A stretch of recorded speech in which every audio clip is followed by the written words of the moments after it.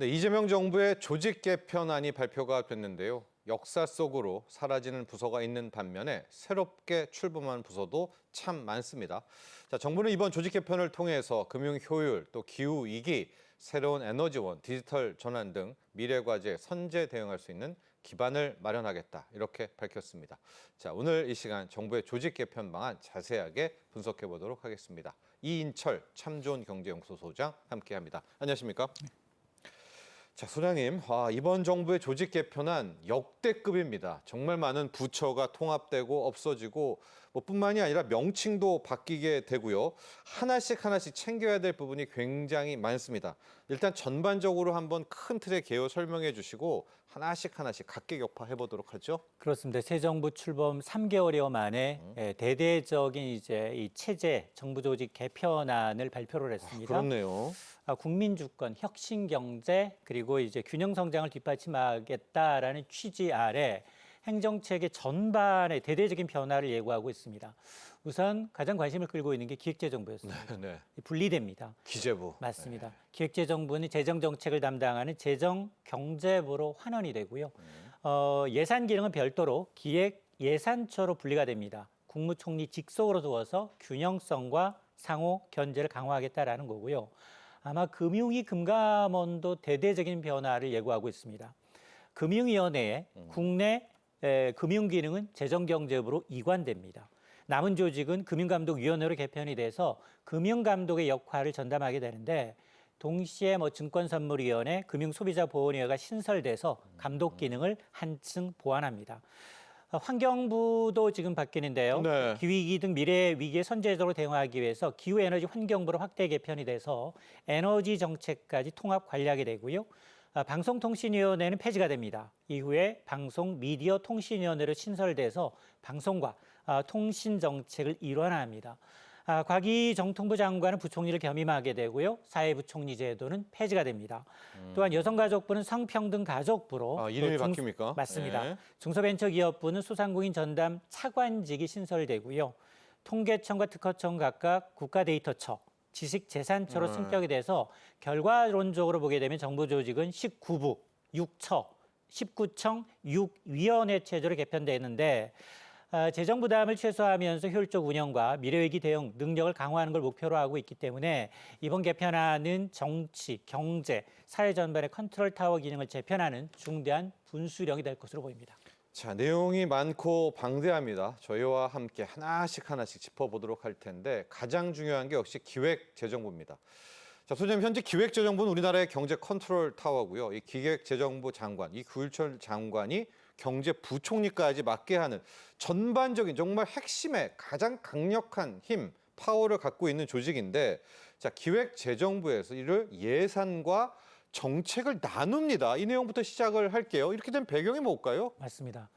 국내 이제 경제 정책과 예산 기능을 통합해왔던 기획재정부가 분리가 됩니다. 경제 정책과 예산 기능이 이제 분리되는 셈인데요. 내년 1월부터입니다. 기획재정부는 재정경제부로 바뀌고요. 예산 기능은 기획예산처가 국무총리 직속으로 신설돼서 전담을 맡는 구조입니다. 이는 이제 2008년 이명박 정부 당시 재정부 예산처를 통합해서 기재부를 출범시킨 후 18년 만에 과거 체계로 복귀하는 것인데요. 재정경제부는 다양한 경제정책을 총괄하고 세제와 국고 기능을 맡으면서 장관은 경제부총리를 겸직하도록 되어 있습니다. 기획예산차는 단순한 예산 편성뿐만이 아니라 재정정책, 관리, 중장기 발전 전략까지 책임을 지면서 장관은 국무위원으로 보임되는데요. 이 같은 구조 개편의 배경에는 기재부의 권한이 과도하게 한 곳에 집중돼 있다라는 지적을 이제 수용한 건데요. 2008년 글로벌 금융위기 당시 이제 재정부 예산처를 통합해서 기재부를 만들었습니다만 시간이 지나면서 이제 세수, 전망, 예산 편성, 경제 정책까지 한 부처가 정말로 이제 독점하는 구조가 형성이 되었습니다. 이렇게 되면 다른 부처가 새롭게 어떤 정책을 설계한다 하더라도 기재부의 동의 없이는 예산 확보가 좀 어려워서 옥상옥 구조다라는 지적이 있어 왔습니다. 윤호중 행정안전부 장관이 밝힌 대로 세입과 세출, 경제정책이 모두 한 곳에 집중된 구조를 분리해서 재정의 투명성과 책임성을 높이고 부처 간 견제를 강화하는 것이 이번 개편의 목적이다라고 밝히고 있는데요. 이는 단순히 김대중 노무현 정부 시절의 분리체계로 복귀함과 동시에 경제정책은 재정부가 예산 통제권은 기획 예산체가 맞는 이른바 투트랙 체제로 균형을 이루겠다라는 시도로 평가가 되고 있습니다.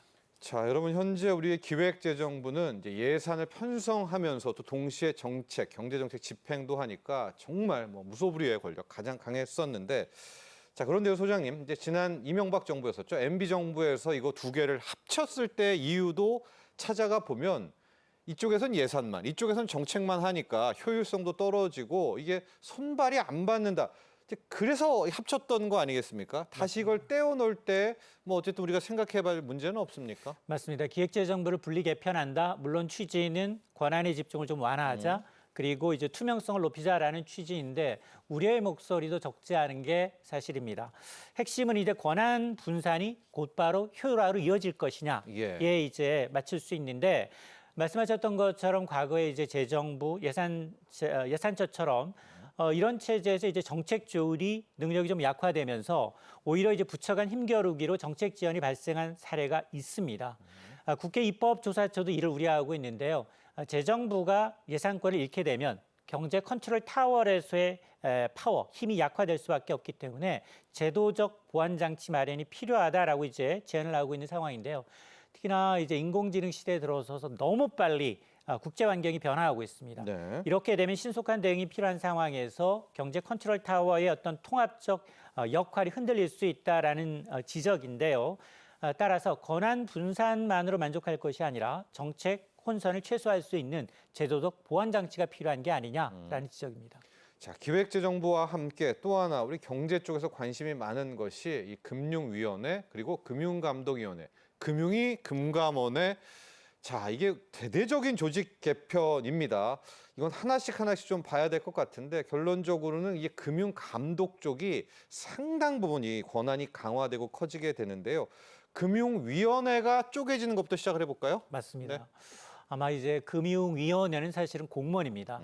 금융감독은 민간이기 때문에 사실은 여기는 민간 감독 기구거든요. 네. 근데 이제 서로 이번 조직 개편에서는 금융위원회가 금융감독위원회로 새롭게 출범하게 되는데 국내 정책 기능은 재정경제부로 이관이 되고요. 네. 여기에다 금융감독위원회는 시장감독에 집중하면서 산하에 금융감독원과 새로 분리된 금융소비자원이 배치가 되는 구조입니다. 금융감독만 일단 하네요, 금융위원회가. 맞습니다. 네. 그래서 이제 또한 이제 증권선물위원회 그리고 금융소비자보호위원회가 설치가 돼서 감독 체제가 한층 세분화되는데 당정의 의견은 이렇습니다. 과거 이제 사모펀드 사태처럼 정책 추진에 좀 치우치게 되면 감독이 좀 소홀해질 수 있던 문제를 막고 정책과 감독을 분리해서 상호 견제 구조를 만들겠다라는 취지라고 설명을 하고 있는데요. 물론 긍정적인 측면에서는 금융 소비자 보호를 강화할 수 있고 시장의 투명성이 한층 제고될 수 있습니다. 특히나 위기 상황에서 국내외 금융을 통합적으로 대응할 수 있는 기반을 마련할 수가 있어서 윤호중 장관도 이 부분을 강조하고 있습니다. 국내 국제 금융기관을 하나로 묶게 되면 위기 상황에서도 일관성 있게 대응할 수 있는 체제를 마련하겠다라는 취지입니다. 자, 금융위원회가 기존에 갖고 있었던 금융 정책도 크게 보면 경제 정책이니까 이건 재정경제부한테 갖다 붙이고 나머지 조직들은 완전히 시장 감독으로 좀 가게 되는데 여기 잘 조율이 돼야 될 것 같아요. 왜냐하면 금융감독위원회 또 금감원도 감독 기능이 있지 않습니까? 그게 쪼개지고 금융소비자원 이것도 결국 시장 감독이고 자, 앞으로 이 조직 개편 쪽에서 이 부분을 어떻게 좀 시너지 효과가 낼지도 관건이겠습니다. 맞습니다. 말씀하셨던 것처럼 상실은 이제 금융감독 당국의 가장 큰 이제 통제를 받고 있는 게 금융권입니다. 네. 금융권은 좀 혼란스러울 수밖에 없죠. 왜냐 정책은 기재부로 그리고 금융이 금감원 금소원까지 네 개 체제로 이제 좀 확대가 되는 건데요. 문제는 이 과정에서 과연 금융감독의 권한이 어디에 있는지 그 범위 설정 여기에다가 법령을 정비하는 것 후속 입법 등의 과제가 산적해 있는데요. 금감원과 금융위 간 이제 제재권을 둘러싼 그리고 분쟁 조정의 이권을 둘러싼 갈등이 여전하고요. 또 공공기관 전환에 따른 독립성 약화 우려도 있습니다. 여기에다가 공기업의 경우에는 세종실도 이전해야 되는 이런 이제 전문 인력 이탈 문제까지 이제 불거지고 있는 상황인데요.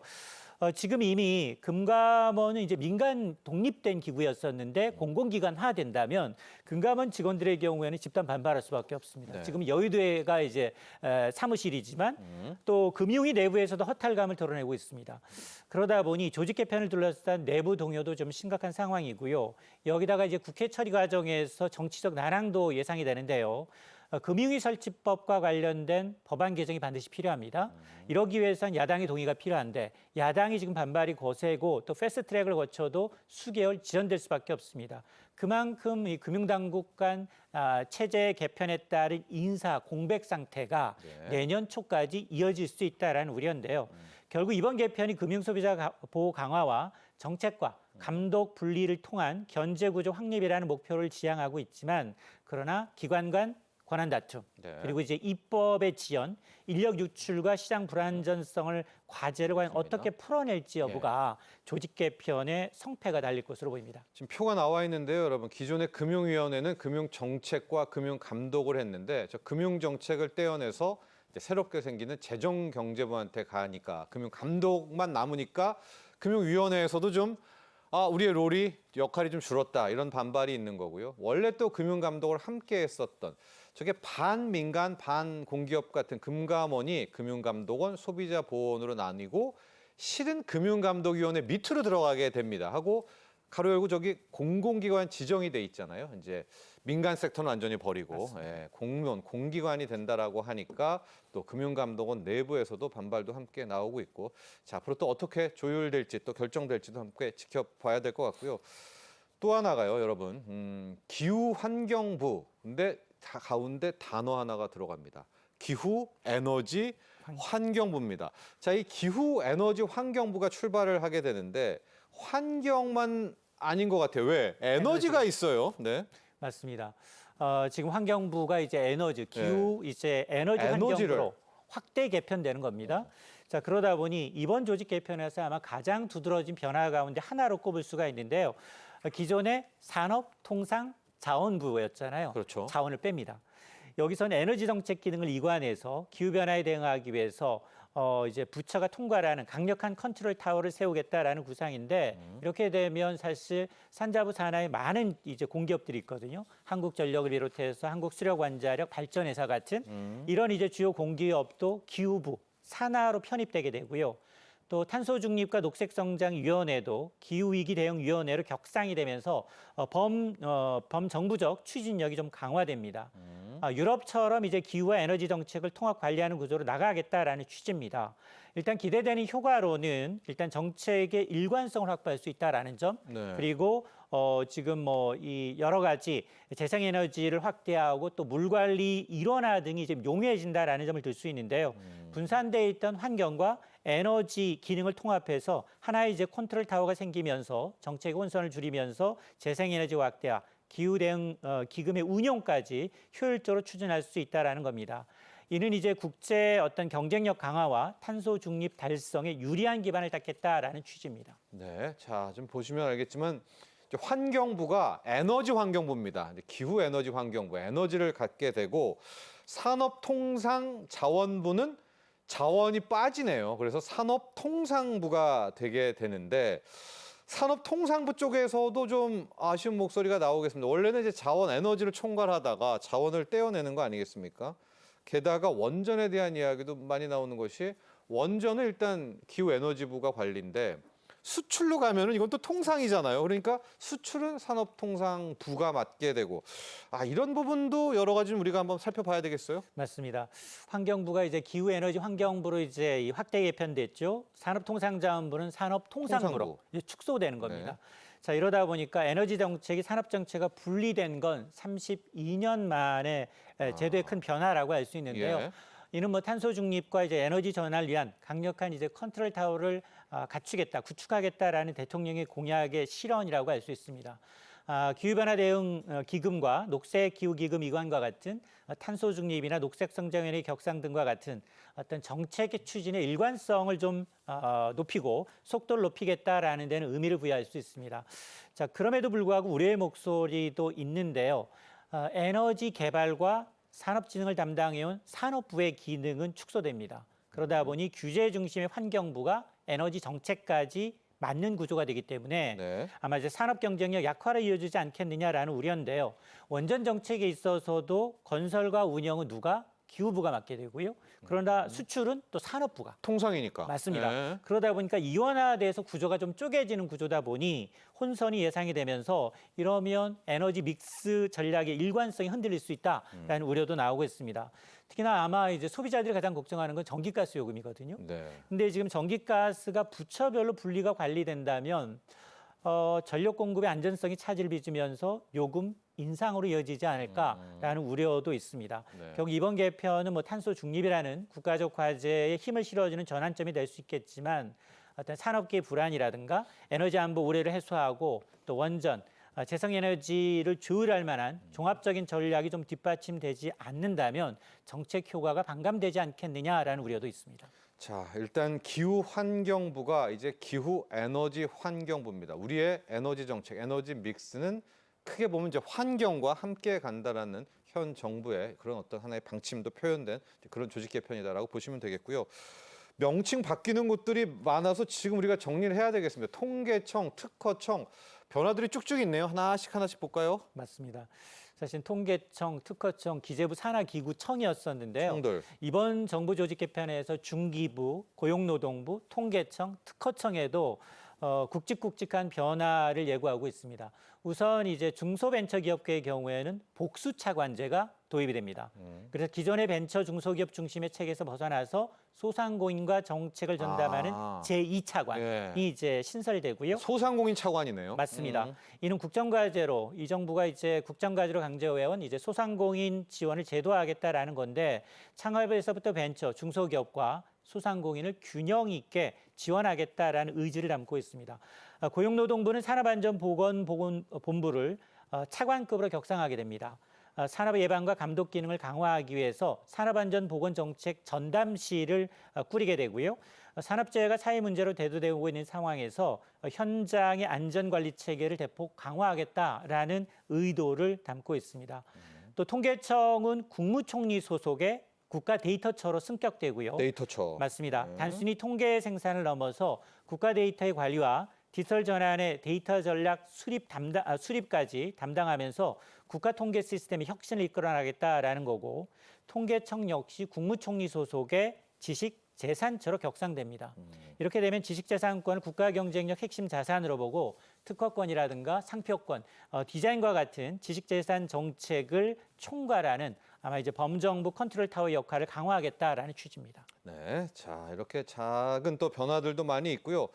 또 하나 아마 언론에서 많이 다뤘던 게 여성가족부의 변화입니다. 이제 여가부 어떻게 하면 이제 남성 여성을 모두 포함하는 이제 성평등을 지향하느냐 이제 그런 의견들이 많이 있었는데 여가부에도 대대적인 좀 변화가 있죠. 아마 여기는 아마 명칭이 다소 생소할 수도 있겠습니다. 대대적으로 바뀌는 거죠. 네. 여성가족부에서 성평등 가족부로 확대 개편이 됩니다. 아예 이름에 성평등을 넣어버렸네요. 맞습니다. 예. 핵심은 여성정책국을 성평등 정책실로 이제 격상을 해서 범부처 이제 성평등 정책 컨트롤 타워를 삼겠다라는 취지인데요. 이 과정에서 여성고용 정책도 노동부의 이관이 돼서 고용 그리고 이제 가족, 청소년 정책까지 아우르는 부처로 위상이 한층 강화가 됩니다. 원민경 신임 장관은 취임식에서 뭐라고 얘기했느냐? 소통과 경험, 협력을 바탕으로 한 강한 이 성평등 가족부를 만들겠다. 그러면서 성평등 정책을 정부의 핵심 과제로 추진하겠다라고 밝혔는데요. 특히나 지금 성평등 가족부에서 내세우고 있는 분야를 보게 되면 네. 성별 임금 격차의 해소를 들 수 있습니다. 그러면서 여성의 재취업을 지원하게 되고 또 청년 세대의 성별 갈등, 젠더 갈등을 해소하고 특히나 이제 디지털 성범죄와 데이터 폭력과 같은 이른바 젠더 폭력의 신속한 대응을 약속하고 있습니다. 이러면서도 이제 다양한 가족 지원과 아이돌범 서비스 확충과 같은 걸 중점 과제로 제시하고 있는데요. 여가부가 사실 존폐 논란과 리더십 공백으로 동력을 잃었던 상황을 감안하게 되면 이번 개편은 단순한 이제 명칭 변경이 아니라 성평등 정책의 제도화, 또 범정부 추진력 강화를 의미하고 있습니다. 네. 자, 그리고 마지막으로 우리 방통위원회도 봐야 될 것 같아요. 지금은 방송통신위원회 아니겠습니까? 근데 이제 이름도 바뀌고 폐지가 되면서 미디어라는 단어가 눈에 들어옵니다. 이 방송통신위원회는 어떻게 변화가 될까요? 방송통신위원회는 17년 만에 폐지가 됩니다. 말씀하셨던 것처럼 미디어가 첨가되는데요. 미디어, 네. 방송 미디어 통신위원회로 신설됩니다. 핵심은 이제 분산돼 있던 방송 관련 정책에다가 인허가 기능까지 일원화해서 하나의 기구가 방송과 미디어 그리고 통신 정책을 총괄하겠다라는 취지인데요. 예. 기존의 과학기술정보통신위원회가 맡아나왔던 방송진흥정책도 이 미디어 통신위원회로 이관되고요. 이렇게 되면 IPTV, 케이블 TV 인허가 권한까지 모두 집중됩니다. 조직 구성도 달라지는데요. 기존의 방통위원회는 5인 상임위원회 체제였다면 예. 새 위원회에서는 상임위원이 3명, 상임위원 3명 그리고 4명까지 상임위원 4명까지 이제 돼서 총 7인 체제로 이제 바뀌게 되는데요. 이를 통해서 정치적 중립성과 전문성을 동시에 강화하겠다라는 구상인데 아마 이번 개편은 방송과 미디어 환경이 이제 급변하는 상황에서 정책과 이제 감독 기능을 좀 통합을 해서 규제 효율성을 좀 높이고 디지털 전환에 대응하는 어떤 신속한 정책 추진력을 확보하겠다라는 데 의미가 있지만 다만 이제 방송의 어떤 독립성과 표현의 자유가 좀 위축될 수 있다라는 우려는 제기가 되고 있습니다. 자, 여러분 이번에 정부 조직 개편안 이 신정부의 국정 철학 또 비전을 그대로 담았다라고 볼 수가 있겠습니다. 소장님, 이제 결국 국민들도 체감하고요. 아, 조직 개편 잘했다. 또 이런 평가를 내려야 될 것 같은데요. 어떤 노력들 또 어떤 보완책 필요하다고 보십니까? 맞습니다. 새 정부의 정책, 특히나 이제 정부 조직 개편안이 국민이 체감할 수 있는 지금 성과로 이어지기 위해서 몇 가지 좀 노력이 필요해 보이는데요. 첫 번째가 바로 이제 정책 공백이 최소화입니다. 다양한 부처가 이제 신설되거나 폐지되고 있는 만큼 지금 이 과정에서 권한 다툼이나 혼란이 발생하지 않도록 법령 정비나 인사 배치 신속하게 좀 마무리가 돼야 하고요. 두 번째는 이제 현장의 목소리를 반영한 실행력 강화가 요구가 되고 있는데 조직이 바뀌었다고 해서 자동으로 정책의 성과가 나오는 건 아닙니다. 네. 따라서 기업과 시민, 전문가의 소통을 좀 제도해 나가는 노력이 필요해 보이고요. 세 번째가 이제 투명성과 이제 책임성 확보입니다. 새로운 조직들이 단순히 이제 권한만 확대하는 것이 아니라 성과에 대한 어떤 책임과 평가, 또 책임 구조를 분명히 해야 국민적 신뢰를 얻을 수 있다라는 얘기인데 결국 이번 개편이 성공하기 위해선 정부의 개편 철학이 국민이 체감하는 정책 변화로 좀 이어져야지만이 아마 이제 신뢰를 받을 수 있을 것으로 보입니다. 자, 지금까지 도움 말씀에 이인철 참 좋은 경제연구소장과 함께했습니다. 오늘 감사합니다.